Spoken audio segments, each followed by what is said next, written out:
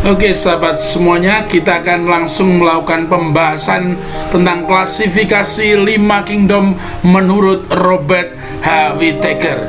Materi ini merupakan part kedua untuk IPA Biologi kelas 7 tentang klasifikasi makhluk hidup. Menurut Robert H. Whittaker, makhluk hidup terbagi ke dalam 5 kingdom, yaitu kingdom yang pertama ada Monera, kemudian Protista, kingdom fungi atau jamur, kingdom plantae atau tumbuhan, dan kingdom animalia atau hewan. Mari kita lihat satu persatu. Kita masuk pada kingdom yang pertama, yaitu kingdom Monera. Kingdom ini bersifat prokaryotik, artinya belum memiliki membran inti, dan biasanya anggotanya adalah bersifat uniseluler, artinya tubuhnya tersusun atas satu sel saja, ya. Reproduksinya bersifat aseksual atau tak kawin dengan cara membelah diri dengan spora. Terdiri atas kelompok bakteri dan cyanobacteria. Bakteri di sini ada yang bersifat heterotrof, ada juga yang bersifat autotrof. Kemudian cyanobacteria sendiri memiliki klorofil sehingga dapat melakukan fotosintesis, seperti contohnya Anabaena, Azolae, dan Spirulina maxima. Inilah contoh gambar bakteri, bakteri Escherichia coli yang bersifat menguntungkan bagi tubuh manusia. Pada usus besar manusia ini membantu proses pembusukan sisa makanan. Dan inilah Spirulina maxima. Berikutnya kita akan masuk pada kingdom yang kedua, kingdom Protista. Kingdom ini bersifat eukariotik, artinya sudah memiliki membran inti, dan pada umumnya anggotanya bersifat uniseluler maupun multiseluler. Reproduksinya seksual dan aseksual. Biasanya hidup di perairan, dikenal dengan istilah plankton, yang terbagi menjadi dua, yaitu fitoplankton yang dapat berperan sebagai produsen dan zooplankton sebagai konsumen. Protista terbagi menjadi dua kelompok, yaitu Protista yang mirip dengan hewan disebut kelompok Protozoa, dan yang mirip dengan tumbuhan masuk dalam kelompok alga atau ganggang. Mari kita lihat penjelasan yang pertama. Protozoa merupakan protista yang mirip hewan. Anggotanya bersifat uniseluler. Protozoa dapat dibagi menjadi 4 kelompok berdasarkan alat geraknya. Yang pertama ada Rhizopoda. Ini adalah alat geraknya kaki semu atau Pseudopodia, ya. Biasanya contoh adalah amuba. Yang kedua adalah Ciliata, yaitu memiliki alat gerak silia atau bulu getar. Contohnya adalah Paramecium. Dan yang ketiga adalah Flagellata. Flagellata adalah kelompok hewan yang memiliki alat gerak bulu cambuk atau flagel. Contohnya Euglena. Dan yang keempat adalah Sporozoa. Kelompok ini tidak memiliki alat gerak dan biasanya bersifat parasit obligat atau menempel sepenuhnya. Contohnya adalah Plasmodium. Mari kita lihat, inilah gambar contoh-contoh kelompok protozoa, mulai dari Plasmodium, amuba, Euglena, dan Paramecium. Selanjutnya, kelompok yang kedua untuk protista adalah protista yang mirip tumbuhan atau dikenal dengan istilah kelompok alga atau ganggang. Memiliki kloroplas, tentunya dapat melakukan fotosintesis sehingga bersifat autotrof atau dapat membuat makanan sendiri. Ada yang bersifat uniseluler seperti alga diatomae, dan ada juga yang multiseluler. Kelompok alga terbagi menjadi 4 berdasarkan warna atau kandungan pigmennya. Ada alga hijau atau Chlorophyceae. Dia adalah mengandung pigmen hijau, warna hijau. ya, contohnya chlorella dan spirogyra. Ada alga merah atau Rhodophyceae mengandung pigmen merah, contohnya adalah Eusema spinosum, ini biasa untuk pembuatan agar-agar. Ada alga coklat atau Phaeophyceae, contohnya Sargassum dan Turbinaria. Dan yang keempat adalah alga kersik ya, atau Chrysophyceae, contoh yang terkenal adalah Diatom. Sahabat semuanya, selanjutnya kita akan masuk pada kingdom yang ketiga, yaitu kingdom fungi atau jamur. Kingdom ini bersifat eukariotik, artinya sudah memiliki membran inti, dan anggotanya bersifat uniseluler maupun multiseluler. Tidak berklorofil sehingga tidak dapat melakukan fotosintesis atau bersifat heterotrof, tidak dapat membuat makanan sendiri. Reproduksi secara seksual dengan menggunakan hifa dan aseksual dengan menggunakan spora. Jamur atau fungi hidupnya bersifat saprofit atau sebagai pengurai, parasit atau melekat atau menempel, dan juga bersimbiosis dengan akar tanaman tertentu. Tubuhnya tersusun atas benang-benang yang disebut dengan hifa, yang berperan untuk alat reproduksi sekaligus menyerap makanan. Oke, selanjutnya sahabat, ada 4 kelompok jamur. Yang pertama adalah Zygomicota, yang contoh anggotanya adalah Rhizopus atau jamur yang berperan dalam proses pembuatan tempe, dan ada juga Mycorrhiza yang bersimbiosis pada akar tanaman tertentu. Yang kedua, kelompok Ascomycota. Ini adalah kelompok jamur yang biasanya banyak memberikan manfaat, seperti untuk pembuatan kecap ada Aspergillus wenti, untuk antibiotik ada Penicillium notatum, ada untuk pembuatan tape Saccharomyces cerevisiae, dan untuk pembuatan oncom Monilia cytopila. Kelompok yang ketiga adalah Basidiomycota. Ini adalah kelompok jamur yang besar, yang ada beberapa yang sudah bisa digunakan untuk dikonsumsi, seperti Volvariella volvacea atau jamur merang, dan Auricularia aureola atau jamur kuping. Yang keempat adalah Deuteromycota. Contoh ini adalah jamur yang bisa menimbulkan penyakit panu pada kulit manusia, yaitu epidermophyton. Sahabat semuanya, selanjutnya kita akan masuk pada kingdom yang keempat, yaitu kingdom plantae atau kingdom tumbuhan. Kingdom ini bersifat eukariotik, memiliki membran inti, dan juga memiliki dinding sel yang sangat tebal, tersusun oleh selulosa, sehingga selnya bersifat kokoh atau kaku. Bersifat multiseluler, berklorofil, artinya dapat berfotosintesis, sehingga bersifat autotrof. Reproduksinya ada aseksual dan seksual, memiliki akar, batang, daun, dan terbagi menjadi 2 kelompok besar, yaitu Talophyta dan Cormophyta. Talophyta adalah kelompok tumbuhan yang tidak berpembuluh atau belum memiliki akar, batang, dan daun sejati. Dalam hal ini adalah kelompok tumbuhan lumut atau Bryophyta. Dan yang kedua, Cormophyta adalah tumbuhan yang berpembuluh, memiliki akar, batang, dan daun sejati. Ada 2 kelompok dalam hal ini, ada Pteridophyta atau tumbuhan paku, dan Spermatophyta atau tumbuhan biji. Mari kita lihat satu persatu. Kita mulai dengan yang pertama, kelompok Bryophyta atau tumbuhan lumut, merupakan kelompok Talophyta, ya. Belum memiliki akar, batang, dan daun sejati, tapi sudah memiliki rhizoid yang mirip dengan akar, digunakan untuk menempel pada tempat yang lembab. Tidak memiliki pembuluh pengangkut, dalam hal ini xilem dan phloem. Reproduksi dengan spora dan mengalami pergiliran keturunan atau disebut dengan metagenesis. Lumut terbagi dalam 3 kelompok, ada lumut hati, lumut tanduk, dan lumut daun. Selanjutnya kita akan masuk pada bagian metagenesis tumbuhan lumut.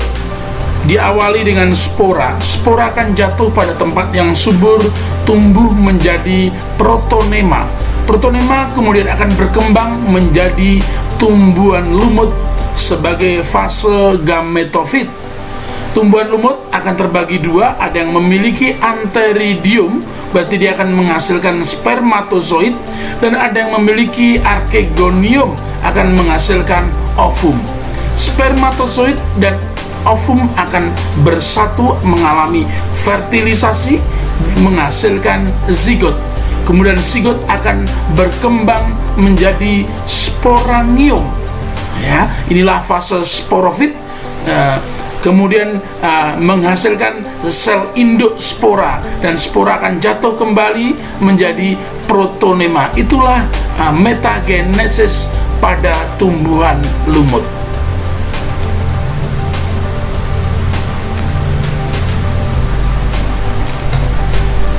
Selanjutnya kita akan masuk pada tumbuhan paku sebagai salah satu kelompok Cormopita. Telah memiliki akar, batang, dan daun sejati, memiliki pembuluh pengangkut namun belum sempurna, kemudian reproduksi dengan menggunakan spora, mengalami pergiliran keturunan atau metagenesis seperti tumbuhan lumut, tidak memiliki bunga, dan habitat ada di tempat yang lembab. Tumbuhan paku terbagi dalam 3 kelompok: paku ekor kuda, paku kawat, dan paku sejati. Mari kita lihat, inilah bagan metagenesis tumbuhan paku. Diawali dengan spora. Spora akan jatuh pada tempat yang subur, tumbuh menjadi protalium. Inilah fase gametofitnya. Protalium akan terbagi dua, ada yang memiliki antheridium, akan menghasilkan spermatozoid. Begitu juga archegonium akan menghasilkan ovum. Lalu keduanya akan bertemu pada proses fertilisasi atau pembuahan, menghasilkan zigot. Zigot kemudian akan tumbuh menjadi tumbuhan paku sebagai fase sporofit. Kemudian akan berkembang menjadi sporangium dan akan menghasilkan spora. Inilah metagenesis atau pergiliran keturunan pada tumbuhan paku. Selanjutnya, inilah kelompok kedua dari Cormopita, yaitu kelompok tumbuhan biji atau Spermatopita. Sudah memiliki akar, batang, dan daun sejati, memiliki pembuluh pengangkut xilem dan floem. Reproduksi dapat dilakukan secara seksual maupun aseksual, memiliki bunga sebagai organ reproduksi seksual, dan terbagi dalam 2 kelompok, yaitu tumbuhan biji terbuka atau gymnospermae. Bijinya tidak terlindungi oleh bakal buah, contohnya melinjo, pinus, damar, pakis haji, dan cemara. Yang kedua adalah kelompok tumbuhan biji tertutup atau angiospermae. Bijinya terlindungi oleh bakal buah. Kelompok ini terbagi menjadi 2, yaitu monokotil atau berkeping 1 dan dikotil atau berkeping 2. Mari kita lihat penjelasan selanjutnya. Inilah perbedaan monokotil dan dikotil, baik dari sisi akar, batang dan akar, daun, bunga, mahkota bunga kelipatan, dan biji. Selanjutnya kita akan lihat perbedaan melalui gambar, baik monokotil dan dikotil. Ini adalah 1 kotiledon, ini dikotil berarti 2 kotiledon. Tulang daunnya sejajar atau melengkung, ini menjari, ada juga yang menyirip. Xilem dan floem atau berkas pengangkutnya tidak teratur. Ini teratur dan terdapat kambium di tengahnya, membatasi antara floem dan xilem. Kemudian mahkota bunga kelipatan 3, mahkota bunga kelipatan 2, 4, dan 5. Akarnya serabut, akarnya tunggang. Selanjutnya inilah kelompok-kelompok famili dalam dikotil dan monokotil. Untuk dikotil jelas ada kelompok jarak-jarakan, polong-polongan, terong-terongan, jambu-jambuan, dan komposit. Sedangkan pada monokotil masuk kelompok rumput-rumputan, pinang-pinangan, pisang-pisangan, anggrek-angrekan, dan jahe-jahean. Sahabat semuanya, akhirnya kita sampai pada kingdom yang terakhir, yaitu kingdom Animalia atau kelompok kingdom hewan. Ini bersifat eukariotik, memiliki membran inti, tidak memiliki dinding sel, bersifat multiseluler, dan tidak berklorofil atau bersifat heterotrof, tidak dapat membuat makanan sendiri. Terbagi dalam 2 kelompok besar, yaitu invertebrata atau hewan tidak bertulang belakang, dan vertebrata atau hewan bertulang belakang. Mari kita lihat penjelasan berikutnya. Inilah kingdom Animalia, terbagi 2 kelompok besar tadi, verte dan inverte. Untuk verte ada yang berdarah panas, ada berdarah dingin. Berdarah panas ada mamalia dan aves. Berdarah dingin ada kelompok pisces, reptil, dan amfibi. Kemudian untuk invertebrata ada yang memiliki kaki dan ada yang tanpa kaki. Yang memiliki kaki ada yang 3 pasang kaki, ada yang lebih 3 pasang, bahkan ada yang kaki banyak ya. Kemudian yang tanpa kaki ada seperti kelompok cacing ya. Mari kita lihat lebih jauh. Kita awali dengan invertebrata. Invertebrata berarti tidak memiliki tulang belakang, multiseluler, dan tidak memiliki dinding sel, termasuk dalam kelompok hewan tingkat rendah. Terbagi dalam 6 kelas, mulai dari porifera atau hewan yang berpori-pori, colenterata, hewan yang tubuhnya berongga, echinodermata, hewan yang berkulit duri, ada kelompok vermes atau cacing, ada moluska, hewan bertubuh lunak, dan terakhir arthropoda atau hewan yang tubuhnya berruas-ruas atau berbuku-buku.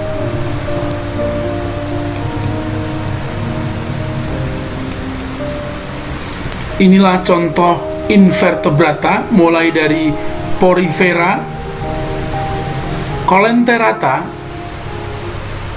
echinodermata, vermes atau cacing,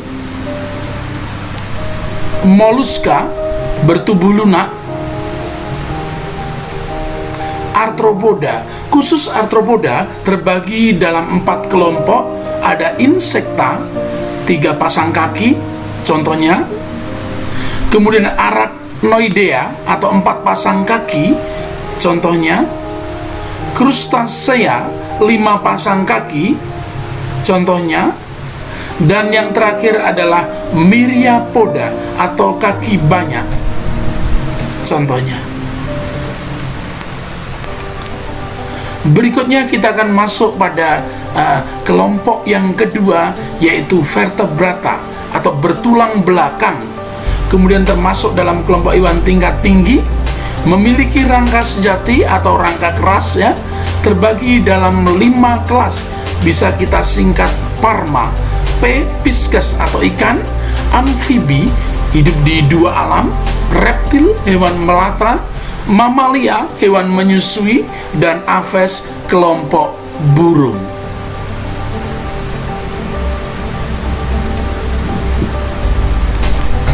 Inilah perbedaan ciri antar kelas, baik pisces, amfibi, reptil, aves, dan mamalia. Dari berbagai hal, dari habitat terlihat jelas, dari kulit luarnya, dari respirasi atau alat yang digunakan untuk bernafas, dari alat geraknya, dari jumlah ruang jantungnya,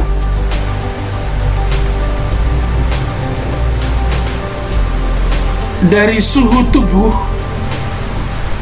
poikiloterm atau berdarah dingin, berdarah dingin, berdarah dingin, homoioterm, berdarah panas, berdarah panas. Ya.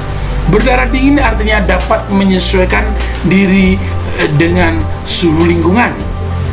Berdarah panas ditandai dengan adanya kelenjar keringat untuk menyesuaikan diri. Reproduksi, ovipar artinya bertelur, ovovivipar bertelur dan melahirkan, vivipar melahirkan. Fertilisasi atau pembuahan eksternal berarti terjadi di luar tubuh induk betina, internal terjadi di dalam tubuh induk betina. Dan yang terakhir adalah contoh kelompoknya.